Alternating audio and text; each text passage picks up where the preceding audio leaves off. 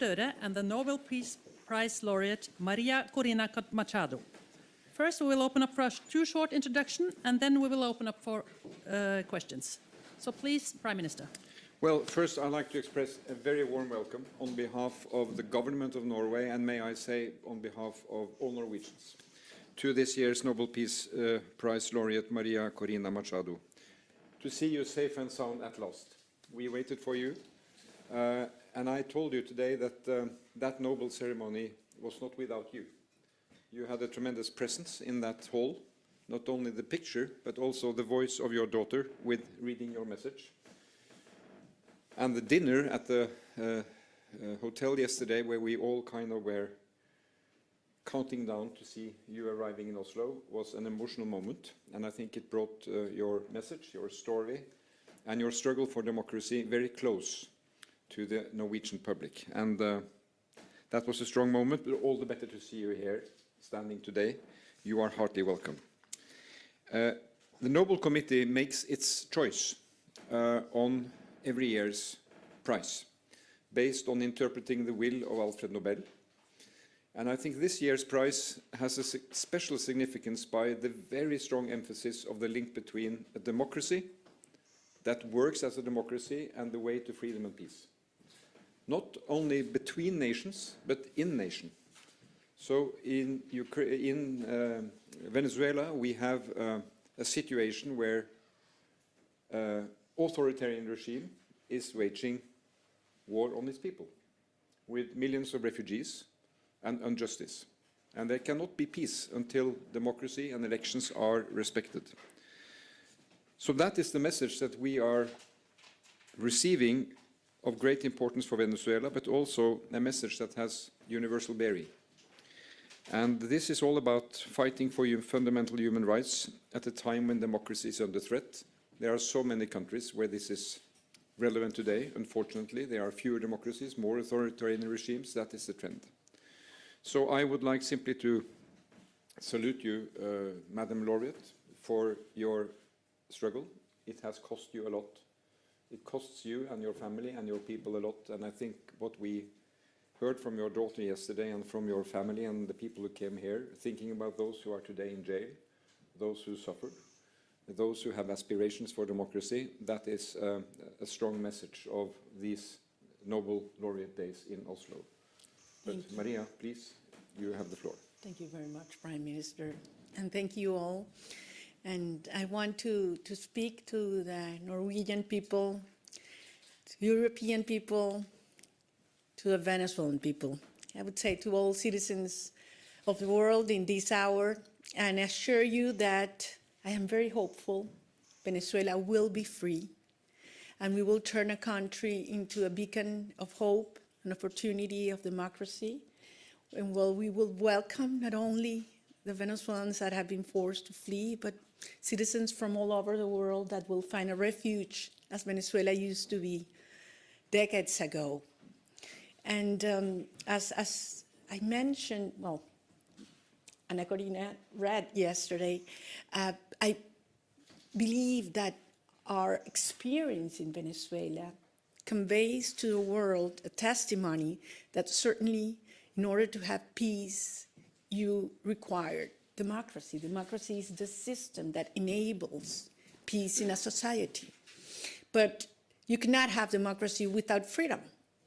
And freedom is an individual decision, a rational decision. And it's the sum of these individual conscious decisions that bring that collective ethos that creates the force, the strength, and the courage to fight for freedom, to defend it when you got it.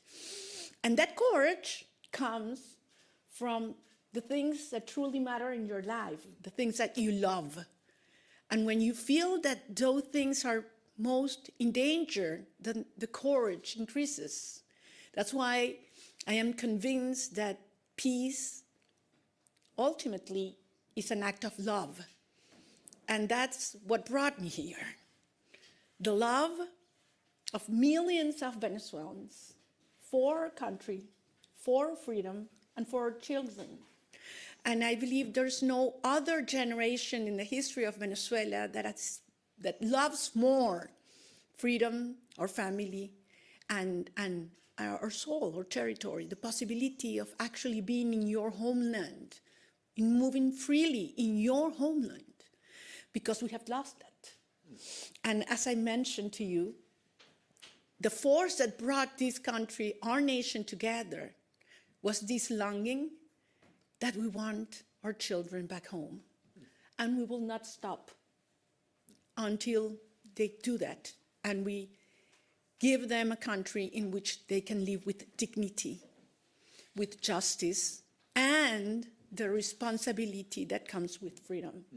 So we have great admiration for Norway's institutions and democracy. We shared benefits that nature has given us, and we admire the way this society has used them on behalf of your people. Quite the contrary of what has happened in Venezuela. So we have to learn, and we have used Norway as an example several times during these decades. And believe me, we will turn Venezuela into that energy, technological, and democracy hub of the Americas. And we count on you. And I long for that day, and we will host all of you in a bright, democratic, and free country. And it's going to be soon. So thank you very much, and very honored and grateful to the Nobel Committee for this recognition to the Venezuelan people, to a great movement. I'm just one of that millions of people that form it. And I do believe it is a recognition to democracy as well. So thank you very much. Thank you.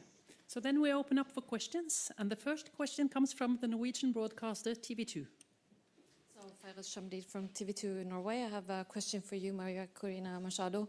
You arrived just a few hours ago, and you got to reunite with your family in a very long time. How was that first meeting, and how has your first hours in Oslo been? Thank you. I couldn't sleep last night, going over and over again that first instant when I saw my children.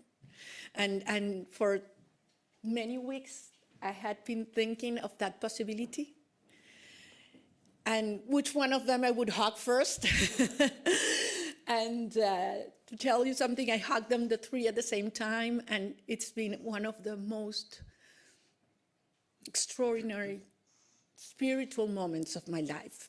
And that happened in Oslo, so I'm very grateful to this city, something I will never forget, because at the end, I'm just one of millions of Venezuelan mothers that are longing to embrace their children and are not able to do that. That brings us together. And I made a promise to them. I would come here on their behalf to receive the prize, and I will take that prize back to them, because we will make it what I experienced hours ago. We will make it a reality for every one of them, those that have their children in jail, persecuted, in exile. We will make that happen. The next question comes from the Swedish broadcaster, Sveriges Radio. Hello, David Rasmussen, Swedish Radio. Yesterday, the US seized a ship outside the coast of Venezuela. Would you welcome a US military intervention in Venezuela? Look, some people talk about invasion in Venezuela, the threat of an invasion in Venezuela, and I answered, Venezuela has been already invaded. We have the Russian agents, we have the Iranian agents, we have terrorist groups such as Hezbollah, Hamas, operating freely in accordance with the regime. We have the Colombian guerrilla, the drug cartels that have taken over 60% of our populations, and not only involved in drug trafficking, but in human trafficking, in networks of prostitution. So this has turned Venezuela into the criminal hub of the Americas. And what sustained the regime is a very powerful and funded, strongly funded repression system. Where does that funds come from? Well, from drug trafficking, from the black market of oil, from arms trafficking, for human trafficking. We need to cut those flows. And once it happens and repression is weakened, it's over, because that's the only thing the regime has left, violence and terror.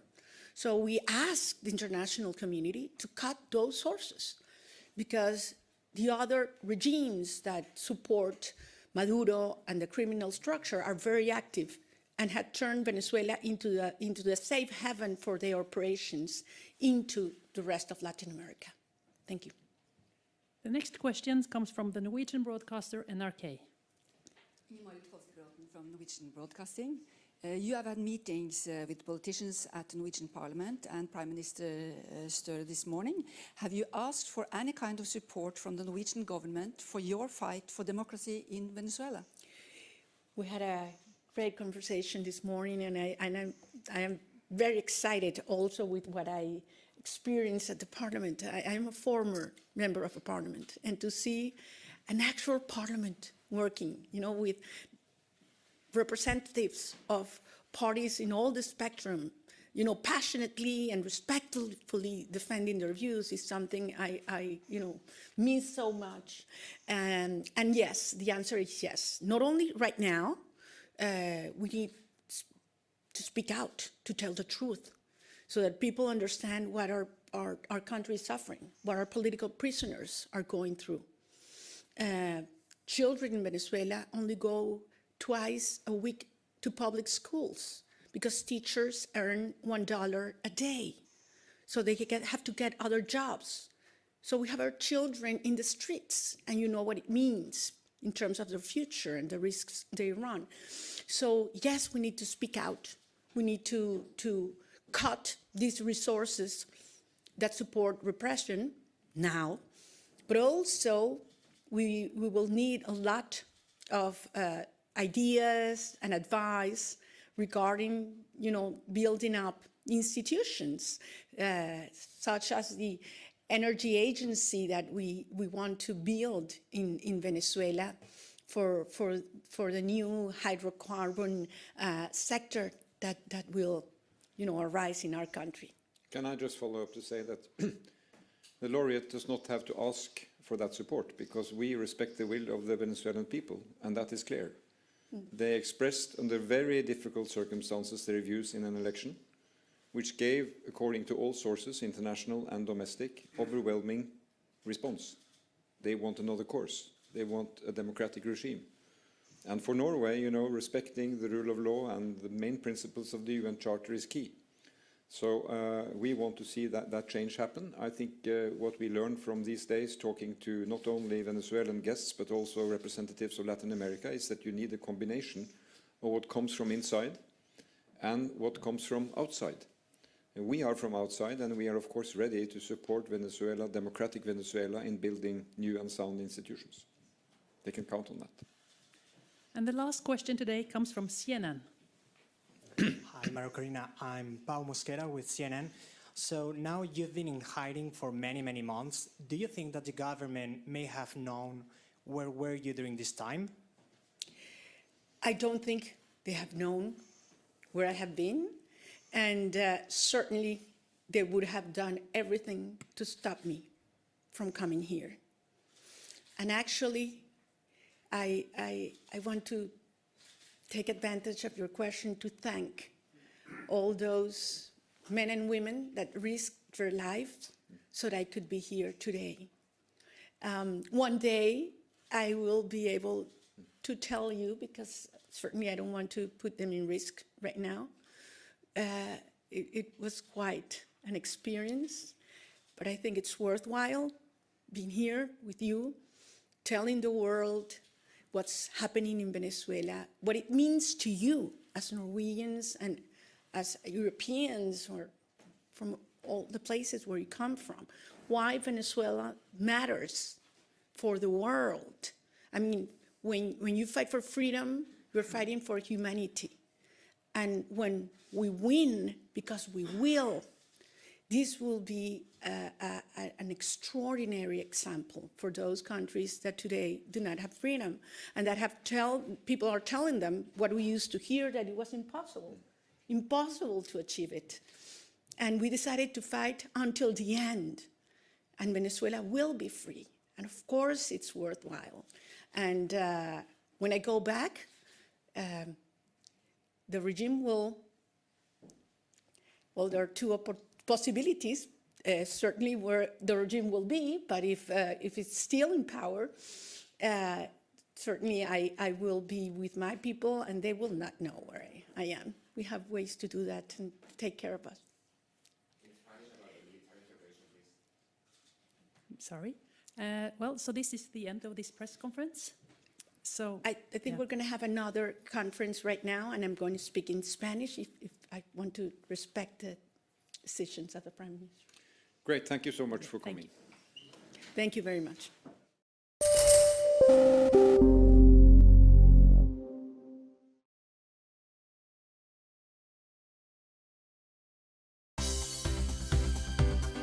For more news and updates, all you need to do is follow CNBC TV 18 on all of our digital platforms.